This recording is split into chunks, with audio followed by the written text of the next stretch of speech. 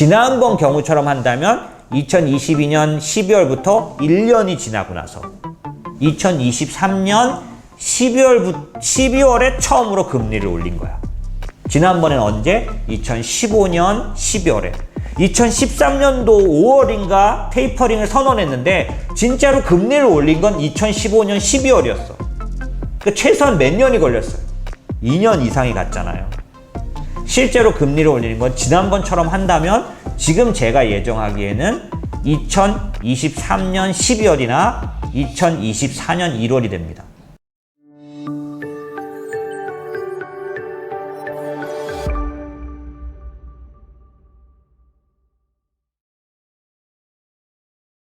지금 시장에서 평가되는 얘기에만 너무 골몰하시지는 말라는 거죠. 그래서 우리가 지금 얘기 시작해서 뭐 이리 돌고 저리 돌고 왔는데, 네. 아까 5월 달에 그럼 우리가 왜 지금 그 5월 달에 고민을 갖고 있고, 왜 5월 달에 공포감을 느끼고, 5월 달에 왜 이렇게 미적미적 거릴 수밖에 없느냐 하면, 네. 이미 한 폭 올라와 있고, 그래서 버블이라고 말하는 징조들을 여러 사람들이 말하는데, 예를 들면 아케고스라든지 이런 사태라든지 게임스탑이라든지 그 다음에 스펙주가 뻥뻥 뜬다든지, 네. 그 다음에 뭐 또 뭐죠, 개인 투자자가 너무 시장을 지배하고 있다든지 뭐 이런 얘기들을 하면, 이게 예전에 기관 투자자들이 보통 제가 주식 브로커일 때 그 비하하는 말들이에요. 이게 예를 들어 그때는 이런 말 했어요. 애기 없고 포대기 두르고 애기 없고 어분 아줌마가 객장에 나타나면 상투다. 무조건 팔아라. 이게 뭐냐면 개인 투자자가 적극적이 될 때는 항상 시장의 꼭대기라는 얘기거든요. 그 다음에 개인 두 번 투매는 무조건 사라. 이거 무슨 말이냐면 개인들이 못 견디고 진짜 팔면 그때는 확실하게 바닥이라는 거예요. 이것도 비하하는 거예요, 사실은. 근데 비하하는 게 아니라 늘 그래 왔어요, 개인들이. 저는 증권회사 있을 때 코스닥을 절대 건들지 않았어요. 초반에는 안 그랬는데 나중에 왜 안 건드렸냐면 코스닥이 그때는 100% 개인 시장이었어요. 외국인들이 들어가지 않는 시장. 그러니까 어떠냐면 어떤 그 기업의 가치로 안 움직이고 소문으로 움직여. 저는 감당이 안 되더라고요. 그래서 제 고객들을 거기다 넣을 수가 없었어요. 코스닥을 일찍부터 안 해서, 예, 제가 그 브로커 일을 그만둘 때 내내 그랬죠. 어쨌든지 간에 그랬던 것처럼 지금 이제 여러분에게 말씀드리고 싶은 건 뭐냐면, 이 시장에서 느껴지는 어떤 이런 여러 가지 그 공포감들에 대해서 좀 따져볼 것들이 있다라는 거고, 그 중심에 뭐가 있느냐, 뭐 인플레이션 우려도 있고 금리 상승, 테이퍼링 얘기도 다 있는데, 얘를 조금만 떨어져서 보면 이제 큰 사이클이라는 면으로 보면은, 네. 아까 말씀드린 심플한 그 얘기예요. 여름으로 갈 수 있느냐 없느냐. 여름으로 가는 장이냐 아니면 다시 겨울로 가는 장이냐, 이것만이 문제가 되죠. 왜? 만약에 여름으로 가는 장이라면 초여름에 그 장마나 그런 어떤 어려움들이, 뭐 궂은 날씨 같은 것들이 있지만 그 때약볕이 예고되는 그런 현상들이라는 거예요. 항상 봄을 잊고 여름을 받아들이는 거는 쉽지 않은 거라는 거죠. 유동성 장세에 익숙해진 사람들이 실적 장세에 익숙해지는 데는 반드시 어떤 갈등 구간이 왔다는 거예요. 그게 테이퍼 텐트럼이에요. 테이퍼 텐트럼이라는 게 뭐냐면 테이퍼링에 의해서 텐트럼이라는 발작이 오는 거거든요. 그럼 테이퍼링이 뭐냐면 테이퍼링은 양적 완화나 금리 인하나 재정 정책에 의해서 유동성을 퍼붓던 데서, 네. 이게 왜 퍼붓냐면 정상적인 상황이 아니기 때문에 살리려고 한 거야. 응급조치를 한 거라고. 근데 응급조치는 그 순간에, 예를 들어서 그런 거 있잖아요. 예전에 어렸을 때 저희가 막 하얗게 질리고 그러면 부모님들이 째가지고 피를 냈어. 이 실로 감고 바늘로 피를 내는 것도 다 뭐냐면 피가 나와서 이 순환을 시키는 거거든. 제가 좀 무식한가요? 어쨌든 그랬을 때 이렇게 찢어가지고 피를 내게 한다고. 이게 풀리게. 그러면 네. 하얀 게 좀 가라앉으면서 뭐 트림도 하고 뭐 이제 그렇게 한다고. 그런 것처럼 응급조치는 순간적인 행동은 해야 하는 것 같지만, 특별한 행동을 하지만 이 자체는 너무 다급한 상황을 풀어놓는 거에 불구하고, 그리고 나면 이제 다급한 걸 지나가고 나면 정상적인 행보를 해야 돼요. 이제 아주 급체가 지나가고 나면은 이 급한 체한 거를 피하기 위해서는 그런 아주 특별한 행동이 아니라 정상적으로 쉬거나 시원한 데서 자거나 뭐 이런 식으로 이렇게 하는 게 필요하다고. 그런 것처럼 연준이 금리를 내리고 돈을 풀고 재정 정책을 쏟아부어서 코로나 때 같은 이런 위기 때 그걸 한 이유는 특별한 일을 해서 더 나빠지는 걸 막았던 거고, 네. 이걸 그대로 놔두면 특별한 행동이기 때문에 이대로 놔두면 시장이 망가져요. 질서가 없어지는 거지. 그리고 금융위 때 좀 보면은 이게 부작용을 일으켜서 자산 가격만 막 뛰어 올려놔. 그러면 부자만 좋거든. 그러니까 이게 부작용이에요. 그래서 이 부작용을 없애려면 일정한 시점이 되면 이 비정상적인 통화정책이나 이런 재정정책을 걷어들여야 돼. 이게 뭐냐면 긴축 단계에 이제 들어가는 거예요. 앞에 완화 단계는 3단계지. 금리를 내리고 돈을 풀고 재정정책을 쓰는 거예요. 그 다음에 이게 정상적인 시장이 돌아왔다고 생각이 되면 이제 한 응급처치하는 그런 아주 그런 험한 그런 타임은 좀 지났다고 생각되면 정상적으로 복귀하는 방법은 또 3가지가 차례차례 있어요. 첫 번째가 뭐냐면 너무나 급한 시장에 대해서 살리기 위해서 돈을 시장에다 인젝션하는 방법으로 채권을 사줬단 말이야. 지금 연준이 매달 얼마고 미국 중앙은행이 얼마 사면 1,200억씩 사고 있어요. 장기채를, 국채를 800억, MBS를 400억 사고 있다고. 이렇게 그 응급처치 기간 동안에는 돈을 시장에다가 넣어주기 위해서 대신 시장에 있는 채권을 사서 연준 창고 안에다 쌓는 작업을 해요. 이게 돈을 푸는 그런 어떤 그 과정의 실제적인 방법인 거예요. 금리를 내리고 돈을 풀어서 시장에 넣고 그 다음에 재정 정책을 썼던 거지. 그러면 이제 거꾸로 갈 때는 그 순서의 반대로 가요. 첫 번째 테이퍼링은 뭐냐면 1,200억을 사던 채권을 줄여가는 거예요. 한 달에 100억씩 줄여갔어요. 바로 직전번. 2013년도에 버냉키가 테이퍼링을 하겠다. 테이퍼링 뭐라고 했죠? 수도꼭지를 잠그다는 뜻이에요. 무슨 얘기예요? 채권, 돈을 풀던 거를 잠근다고. 그래서 매달 1,200억을 풀다가 그 다음 달에는 1,100억을 풀고 그 다음 달에는 1,000억을 사고 그 다음 달에는 900억을 사는 거야. 그러면 매달 100억씩 덜 사는 거지. 줄이고 있잖아. 이 잠그는 거예요. 테이퍼링이 시작되는 거예요. 그런데 테이퍼링을 하겠습니다라고 말하고 6개월 뒤부터 한 달마다 100억씩 줄였어. 지난번 같으면. 이번에도 여러분이 참고해야 될 게 뭐냐면 이번 FOMC 6월 FOMC에서 연준이 테이퍼링 하겠습니다라고 말하면 그 다음 달부터 바로 나타나는 게 아니라 테이퍼링을 언제 할지는 지난번에는 6개월 뒤부터 했어요. 네. 실제적인 액션을 하겠다는 예고를 최소 6개월 전에 하게 돼 있는 거예요. 그럼 이번 6월에 만약에 테이퍼링을 선언하면 지난번 경우처럼 한다면 전 지난번 경우처럼 할 거라고 봅니다. 2주 전에 제롬 파월이 요즘 계속 돌아다니면서 연설을 하거든요. 그 워싱턴 이코노미 클럽이란 데 가서 연설을 할 때 뭐라 그랬냐면 이번에 테이퍼링을 한다면 2013년도하고 똑같이 할 거예요 라고 말했어요. 2013년도는 그래서 제가 지금 말씀드린 2014년도는 테이퍼링을 선언한 뒤에 6개월 동안 그대로 있다가 6개월 뒤부터 월 100억씩 줄였어요.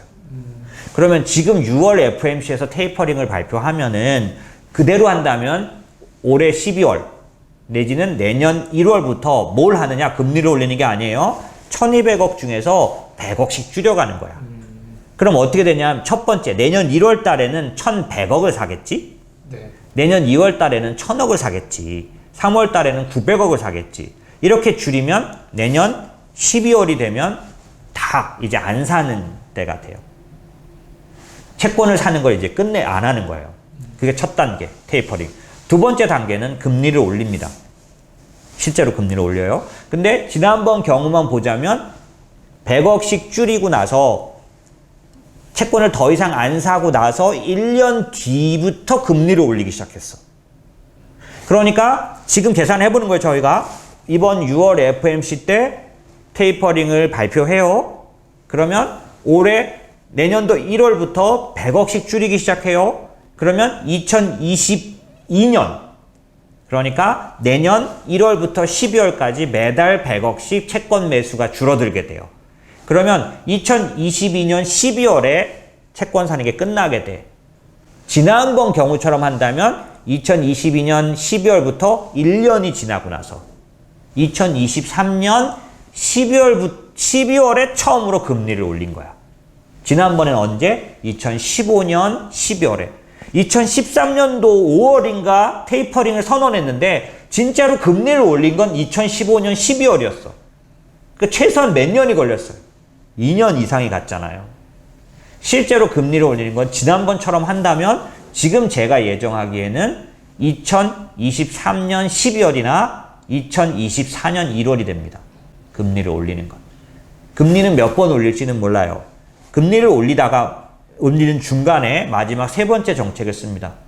이 긴축의 세 번째 단계는 뭐냐면 아까 이 시장에다가 돈을 넣어주기 위해서 뭘 했어요? 채권을 사서 창고에 넣어놨죠? 긴축의 마지막 단계는 있는 채권을 시장에다 팝니다. 그러면 채권이 나가니까 뭐가 들어와? 돈이 들어오지. 그러니까 이제는 시장에서 오히려 돈을 가져가 버리는 마지막 단계. 이걸 양적 축소라고 합니다. 요게 금리를 올리면서 축소까지 하는 게 마지막 단계예요. 그러면 긴축이 마감되게 돼요. 이렇게 하는 중간에 시장이 금리를 너무 빨리 올렸다는 것 때문에 우왕좌왕하고 경기가 또 나빠져 버리면 다시 어떻게 합니까? 금리를 내립니다. 이제 그 금리를 내린 건 아까 제가 말씀드린 겨울이 온 거예요. 그죠?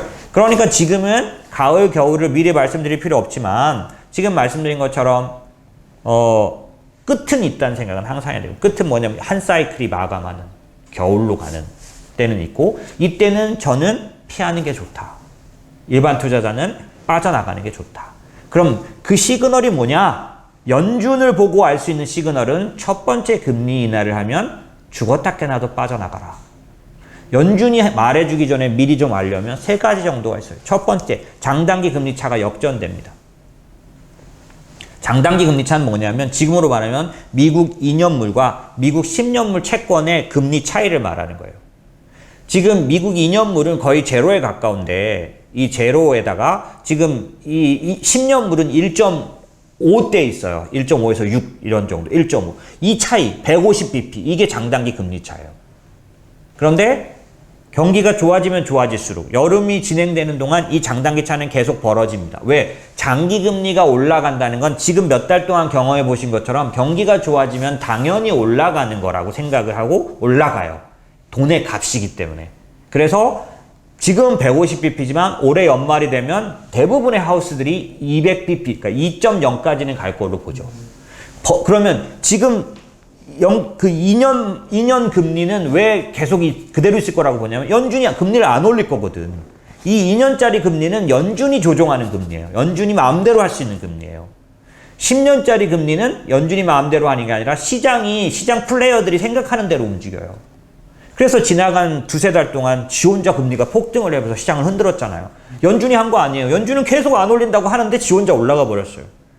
그러니까 얘는 움직이는 시장 금리인 거죠. 그럼 이 10년 금리는 계속 올라갈 게 뻔해요. 그쵸? 왜냐면 경기가 좋아지니까.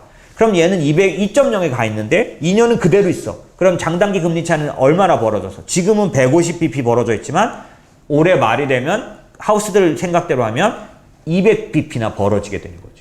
그러면 경기가 계속 좋아지는 여름 장세에서는 더 벌어지겠어요? 좁아지겠어요? 점점점 벌어지게 되어 있는 거예요. 장단기 금리 차는 커져만 가는 거죠. 그게 경기가 살아있다라는 표현이에요. 그런데 어느 날 보니까 2년 금리가 10년 금리를 더 높아져 버린 거예요. 이게 장단기 금리 차 역전이라고 하거든요. 10년 금리가 내려가든 2년 금리가 올라가든 두 개가 크로스가 나버려. 그럼 우리 어떻게 생각해야 돼? 시장에 알람이 울리기 시작했다. 왜? 경기가 좋아진다면 더 벌어져야 되거든. 이게 좁아지고 있다는 얘기는 경기가 거꾸로 가고 있다. 뭔지는 모르지만 뉴스에 나오는 실적들도 이런 것들은 다 좋게 발표는 나고 있지만 묘한 알고리즘으로 보면 이건 위험신. 세 가지 위험신 중에 하나예요. 이게. 그리고 부동산이 여러 가지 자산들 중에서 주식 자산은 천천히 오르고 빨리 빠집니다. 부동산 자산은 빠르게 오르고 천천히 빠지는 특성이 있어요. 그래서 항상 한 사이클의 마감은 누굴 보면 더 먼저 할 수 있느냐? 부동산을 보면 먼저 할 수 있어요. 그래서 이 레이트 사이클, 이 하락 사이클로 겨울로 들어가는 사이클들을 알아내려면 두 번째는 부동산이 꼭지를 치고 내려가기 시작하면 이 시장은, 주식시장은 이미 꼭지를 지난 겁니다. 세 번째, 주도 업종이 무너져요. 그래서 저희는 항상 하는 일 중에 펀드 플로우라 그래서 어느 업종이나 어느 종목에 지난주 동안에 돈이 들어왔는지 나갔는지를 보거든요. 다른 사람들도 사고 있는지를 보는 거예요. 그런데 지금 주도 업종인 예를 들어 전기차 업종에서 뭉텅이 돈이 막 빠져나가기 시작합니다. 스마트한 투자자들이 먼저 돈을 빼기 시작하거든요. 이렇게 되면 기본적으로 겨울을 앞두고 있는 겁니다. 예. 그렇기 때문에 지금 이제 말씀드린 것처럼 이런 사인들이 오기 전에는, 이런 사인들이 있기 때문에 시장에 대해서 너무너무 그렇게 뜬구름 잡듯이 두려워하실 필요는 없는 거죠.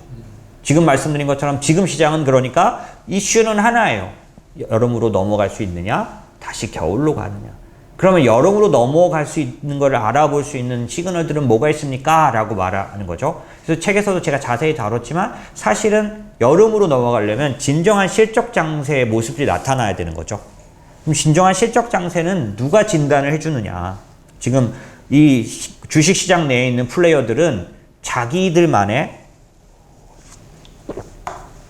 그 이해관계라는 게 있어요.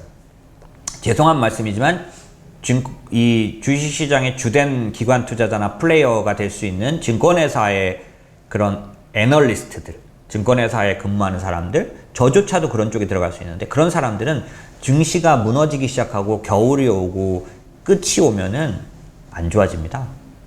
그러니까 머릿속에 이미 편향이 있어요. 웬만하면 올라갈 걸로 보려고 하고 웬만하면은 더 올라갈 수 있다라고 말하고 자꾸 이제 좀 더 세게 말하려는 경향이 있죠. 그래서 이 여러 가지 시그널 중에서 어떤 게 있냐면 매년 12월에 우리나라 그 리서치 센터들이 100% 내년도 1월달, 2월달에 신고가 간다. 코스피 3,500, 4,000 간다고 선언하면 제가 하여튼 눈 뜨고 본 해에서는 꼭 반대로 갔습니다. 모두가 올라간다 그러면 가지 못했어요. 근데 모두가 안 좋다 그러면 꼭 올랐어요. 그러니까 이게 제가 말씀드리고 싶은 뭐냐면 사람이기 때문에 누구나 편향이 있어요.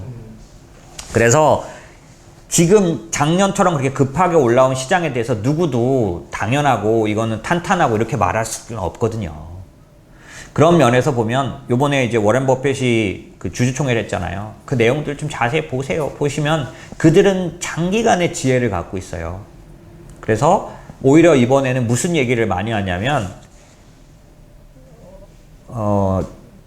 성장하는 기업, 워렌 버핏은 미국의 기업을 주로 얘기했기 때문에 여러분 싫을 수도 있는데 미국의 기업에 장기적으로 자기가 정말 투자하는 건 반드시 승리한다.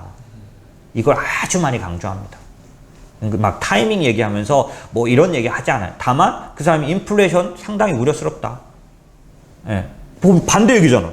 인플레이션 우려서 나가야지. 지금 그래서 그 세린 메이 그 얘기하면서 인플레이션부터 다 들어가는 거 아니에요? 근데 이 사람은 계속 투자하고 말하면서, 예, 그러면서 인플레가 우려스럽다. 무슨 얘기인지 잘 들어보세요. 이 사람은 인플레이션 때문에 떠나란 얘기가 아니에요. 지금 시장을 흔들어 놓거나 힘들게 할 수 있는 요인들이 될 수 있다. 그 사람 레리 서머스에 대해서 칭찬을 하면서도 뭐라 그러냐면 그가 맞다. 나는 저를 믿는다. 하지 않아요. 굉장히 좋은 생각이다.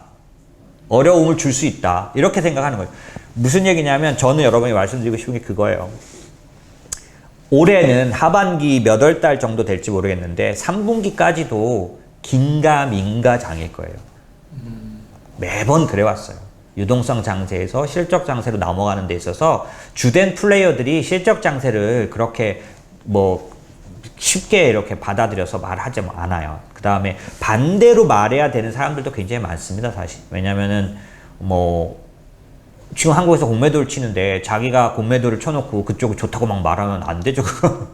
그런 거잖아요. 그래서 상당한 저기를 보면 근데 이제 제가 참고하는 미국의 주된 하우스들 뭐 JP 모건 뭐 그 모건 스탠리 그 골드만삭스 뭐 이런 그런 데들의 지금 2분기 3분기 그 어떤 그 리포트들을 보면 예, 실적이 뚜렷한 거에 대해서 부인을 못 하는 거죠. 예, 그래서 오늘 사실 이제 자료 올려주실 거지만은 실제로 이 그 뭐 간단하게 제가 얘기 나온 김에 그거 하나만 말씀드릴게요.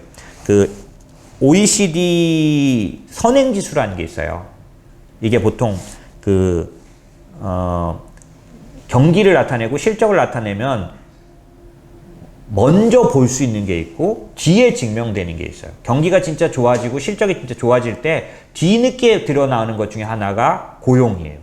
고용 지표는 그러니까 전형적인 후행 지표예요. 그러니까 고용을 확인하고 투자를 하려고 생각하는 사람은 재미없어요. 이미 다 오른 뒤에요. 그러니까 우리가 투자는 주식은 최소한 3개월에서 6개월 앞서가거든요. 네. 그러니까 아무래도 우리는 선행지표를 볼 수밖에 없어요. 그런데 주식시장의 선행지표 중에 가장 저명한 선행지표 중에 하나가 OECD 선행지수인데 OECD 선행지수 중에 회원국에 대해서 다음 분기에 그 다음에 두세 분기 동안 경기가 좋아질지 나빠질지를 예상하는 그런 선행지수 전월비 상승 국가 비율이라는 게 있는데 100%예요. 30개국에 대해서 다 좋아진다라고. 이게 나중에 소공님이 올려주시면 차트 한번 보세요. 언제 또 그랬냐? 2017년도에 그랬고요. 언제 또 그랬냐? 2014년, 15년에 그랬고, 언제 또 그랬냐? 2008년도, 9년도에 그랬어요. 이게 다 뭐냐면, 유동성으로 인해서 엄청나게 증시가 강력하게 올랐던 때에, 실적 장세가 실제로 나타났던 때에는 30개국 전체에 대한 선행지수가 한꺼번에 좋아집니다. 그래서 이 차트 보시면 100%에 이르렀어요. 선행지수가. 그 다음에 이 선행지수를 기본적으로 예상하기 위해서 확장 국면이 얼마나 진행될까 그러면 이 실적 장세가 얼마나 확장될까를 보는 것 중에 경기 선행 확산 지수라는 게 있어요.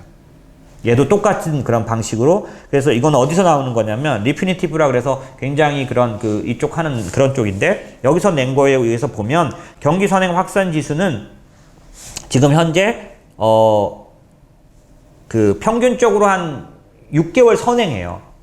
3월 달부터 얘가 오르기 시작한 거죠. 선행지수가. 그러니까 6개월 정도 선행하니까 지금 3월에 시작했으니 6개월을 더하면 9월까지 정도는 예, 경기가 좋다는 걸 어느 정도 말해주는 거고요. 이런 식으로 전 회원 국가가 다 좋아지는 이런 그 선행지수가 돌아섰을 때 그런 평균 지속기간, 확장 국면 지속기간은 평균은 9개월이었고 가장 짧은 건 5개월, 길게는 25개월까지 갔었던 거죠. 그러니까 지금 현재 시장에서 그 경기가 좋아지고 실적이 좋아지는 거에 대한 지표들은 아주 뚜렷하게 여름을 말해주고 있고요. 사실 이 책에서 뭘 다뤄놨냐면 이 그 지금 여름을 어떻게 확신하는가. 여름을 확신하려면 첫 번째 기업의 CEO들이 정말 경기가 좋아진다라고 믿어야 된다. 그들이 그 경기가 좋아진다라는 거를 체감하면 그건 사실이더라. 근데 그들이 만약 경기가 진짜 좋아진다고 체감을 하면 하는 행동들이 있어요. 그걸 우린 선행지표로 볼 수 있거든요. 그게 첫 번째가 뭐냐면 경기가 진짜 좋아지는지 아닌지 지금 시장처럼 이렇게 긴가민가 할 때는 그들도 어떤 행동을 하냐면 사람을 뽑거나 더 투자를 늘리지 않고 어떻게 하냐면 이계조를 돌려요. 야근을 시키는 거죠. 그래서 경기가 좋아지는 여름 장세가 오기 전에는 항상 공장 가동률 지수가 70%, 80%로 계속 갑니다. 공장을 더 많이 가동해서 일단 막아보는 거죠. 주문이 많이 들어오더라도 믿지를 않아요. 그런데 그렇게 해도 감당이 안 되면 어떻게 하느냐? 대출을 받고 임대를 받아서 기계를 들여놓고 사람을 뽑습니다. 그렇기 때문에 여름 장세로 들어간다라는 종지부는 뭘로 볼 수 있느냐? 우리는 기계업종을 통해서 봐요. 기계업종이 신고가를 치고 최고가를 치고 있을 때, 기계업종이 날리고 있을 때 여름의 길목에 있는 겁니다. 뭐 공교롭게도 지금 우리나라의 기계업종이라고 말하는 두산인프라코아, 두산바켓, 그 다음에 그 미국의 대표적인 기계업종 캐터필라가 51주 신고가를 내고 있죠. 뭐 난리를 치고 있으니까 그런 거죠. 그렇게 여름 장세에 대해서 확신할 수 있고 여름 장세가 얼만큼 길지를 정말 여름 장세가 탄탄하고 그래서 제가 이거 제목을 뭐라고 했냐면 올해 여름은 뜨겁고 길 것 같다. 이렇게 말했던 이유가 이 여름 장세가 강하고 길어지려면 어떤 것들이 받쳐줘야 되냐면 저희는 이제 그 여름 장세를 여름이 들어갔다고 하더라도 차트 보여드릴 거예요. 그게 뭐냐면 2017년도에 전형적인 여름 장세였는데 2016년도에 긴가민가 하는 그런 플럭체이션이 많이 나타납니다. 2016년도에는. 근데 2017년도에는 정말 평탄하게 어느 정도 올라갔냐면 2017년 여기니까 네. 17년 동안에 한 50% 올라갔어요. 50%는 거의 50% 올라갔어요. 2017년까지, 2017년 말까지. 예. 그런데 흔들림이 없어요. 그 전에 1년 동안에는 긴가민가가 있었다는 거죠. 예. 그러니까 이런 것처럼 기본적으로 여름 장세에 들어가기도 이렇게 의심 구간이 있지만 들어가서도 이 여름이 길어지고 17년이 아니라 18년, 19년까지 여름이 되려면 반드시 봐야 될 게 있었는데 2017년도에는 그 시그널이 안 나타났어요. 그래서 2018년도에 바로 플럭체이션이 생기는 장으로 바뀌게 됩니다. 그러면 2017년도에 제가 PB들한테 강의 다니면서 썼던 강의록에 보면 거기 PPT에 다 그렇게 써 있어요. 뭐라고 써 있냐면 이제부터 우리가 4, 5개월 동안 확인해야 될 거는 진짜 이번 여름 시적 장세가 강해지려면 캐펙스를 봐야 한다. 캐펙스라는 건 뭐냐면 기업이 자신에게 투자하는 거예요. 기업이 자신에게 투자한다는 게 뭐냐면 R&D도 하고 뭐 기계도 더 들여놓고 기술에도 더 투자하고 그러니까 그런 어떤 무형 자산에도 많이 투자하고 유형 자산에도 투자를 해서 돈을 더 벌기 위해서 더 투자를 한다는 뜻이죠. 캐펙스 지수가 있어요, 아예. 그 캐펙스 지수가 확실하게 나타나면 기업들이 자신에게 투자한다면 이건 꽤 큰 사이클이 온다는 뜻이에요. 그들이 느낀다는 거죠. 왜? 지금 돈을 더 투자해서라도 더 벌고 싶은 거예요. 근데 이게 짧을 것 같으면 더 투자를 하겠냐고요. 그래서 2017년도에 기업들의 태도가 중요했는데 2017년도에 기업들은 자신에게 투자하지 않았습니다. 왜냐하면 2017년도 제가 정확하게 기억하고 있는데 그 트럼프가 감세를 통해서 기업들에게 이익을 많이 돌려줬어요. 전년도까지 500억 세금을 내던 기업이 100억만 내게 된 거예요. 그때 400억이 남으니까 기업들이 뭘 하느냐?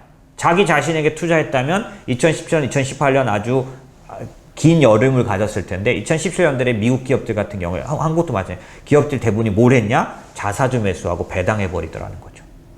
자기 자신에게 투자하지 않았습니다. 그때도 빅텍은 많이 투자를 했어요, 자신에게. 그래서 유일하게 제가 여러 번 기술주 얘기를 하지만 2년, 3년 동안 계속 캐펙스를 늘려온 건 IT 업종 딱 하나밖에 없어요. 나머지 업종은 캐펙스를 지금처럼 늘리는 적이 벌써 한 10년이 넘어갔어요. 캐펙스를 늘리질 않았어요. 국영제는 캐펙스를 늘리지 않았습니다. 그래서 어쨌든지 간에 그런 면들이 제가 2017년에 경험했고 역시나 길게 여름을 끌어가지 못했어요. 그런 것처럼 이번에도 여름으로 들어간다는 그런 확신도 필요하고 그런 어떤 투자도 필요하지만 진짜 여름이 길어질지 않을지는 캐펙스 지수를 봐야 한다. 그런데 아주 항상 그런 거에 민감한 반도체 이런 거를 빼고라도 지금은 누가 봐도 캐펙스가 엄청난 속도로 늘어나는. 왜냐하면 이게 좀 특이한 게 작년도에 코로나 때문에 기업들이 전부 다 웅크러들어 있었거든요. 네. 그렇기 때문에 안 만들어 놓은 게 너무 많아요. 공급이 너무 줄었던 거죠. 그래서 지금 차량용 반도체 부족한 것도 작년도 예상한 그 예상이 너무 작았기 때문에 너무 적게 제조해 놓은 거죠. 그래서 이렇게 적게 공급이 너무 떨어진 상태가 되면요. 기업들은 무조건 주문을 늘리거든요. 생산을 무조건 늘리거든요. 이걸 뭐라 그래요? 리스타킹이라고 하고요. 지난번 2003년도에 지나간 그 리스타킹은 어느 정도까지 이제 주어졌냐면 2년 동안 계속됐어요. 공급을 한번 줄여놓으면 필요한 공급을 맞추는 데까지 한 2년씩 걸립니다. 예, 그때 중국에 사스 왔을 때거든요.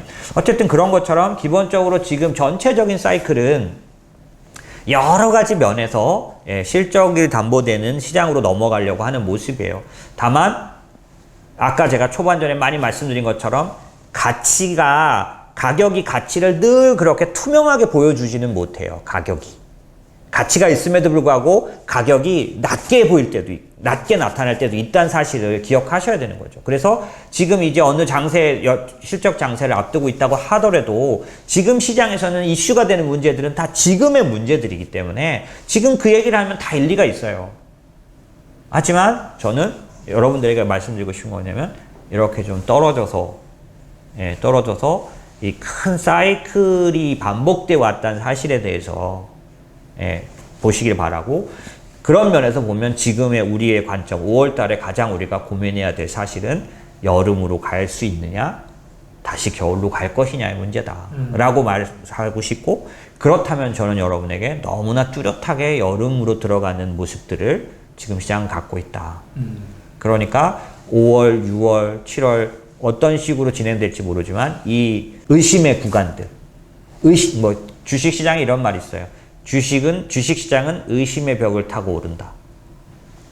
그런 말이 있어요. 그런 것처럼 의심의 구간들을 우리는 어떻게 해야 되느냐? 떠나는 걸로 해서는 안 된다는 거죠. 버리는 걸로, 파는 걸로 해서는 안 되고, 오히려 지금 이 시기가 길어질 수도 있으니 나눠서 사요. 갖고 있던 분들은 추가 투자를 할 기회가 있다면 추가 투자를 하시겠고, 갖고 있던 분들은 오히려 좀 더 이렇게 경기가 뚜렷하게 좋아지는 국면에서 무너졌던 적은 없어요. 그러니까 이거 나중에 꼭 이거 올려주세요. 네. 이제 어떤 거냐면 한번 집중적으로 봐주셨으면 하는 것 중에 하나가 이건데, 그 S&P 500의 토탈 리턴을 길게 56년부터 2020년까지 본 거예요. 그러면 이 차트에서는 어떤 게 있냐면 리세션이 온 다음에 그 리세션에서 벗어나면서 좋아지는, 그러니까 항상 이 사이클은 어떻게 반복되어 왔냐면 망가지고 걔를 살리려고 유동성이 막 쏟아지면서 장이 계속 오르고, 이게 끝에 가면 버블 막 그러면서 레이트 사이클에 가면 또 리세션이 오고, 그게 뭐냐면 레이 달리오가 말하는 뷰티풀 디레버리징 뭐 이런 것들이 일어나기도 하고, 아니면 아주 힘든 디레버리징이 오는 거예요. 그러니까 레버리지를 일으킨 거에 대한 대가를 치르게 되는 거죠. 근데 그 대가는 정당하지만은 않아요. 그 잘못이 있는 사람이 받아야 정당하잖아요. 근데 그 디레버리징은 항상 부자는 더, 그러니까 쉽게 말하면 이 리세션 이후에 올라갈 때 너무 많이 올라갔기 때문에 디레버리징이 일어날 때도 상당히 스무스하고 피해가 적은데, 이때 전혀 못 올라간 사람들이 까지는 건 또 까져버려. 공평하지 않아요. 그랬어요. 근데 어쨌든 지금 그 얘기를 하는 건 아니고, 네. 이렇게 해서 리세션이 오고 나면 이 올라가는 이 기간들, 이걸 다 계산해 봤더니, 만약에 지금 보시면 여기서 만약에 시장이 끝난다면 이 지금까지 56년부터 2020년까지 중에 최단기 그 리세션 이후의 상승 구간이라는 거죠. 이렇게 짧게 끝난 시장은 지금까지 역사상 한 번도 없었어요. 리세션이 온 이후에 이만큼의 산을 만들고 기간적으로도 만들고 무너졌었다는 거죠. 그러니까 지금처럼, 물론 코로나가 그 어느 때보다 빨리 올라오긴 했죠. 단축을 하긴 했어요. 하지만 그거에 비해서 지금 상승 구간은 너무 짧은 시간 이후에 의심에 들어가 있는 거죠. 그렇기 때문에 제가 생각하기에는 그런 것들을 다 판단해 보신다면 지금 시장에 대해서 그렇게 공포감이나 혹은 팔아야 하는 거 아닌가, 떠나야 하는 거 아닌가 라고 생각할 그런 국면은 아니다.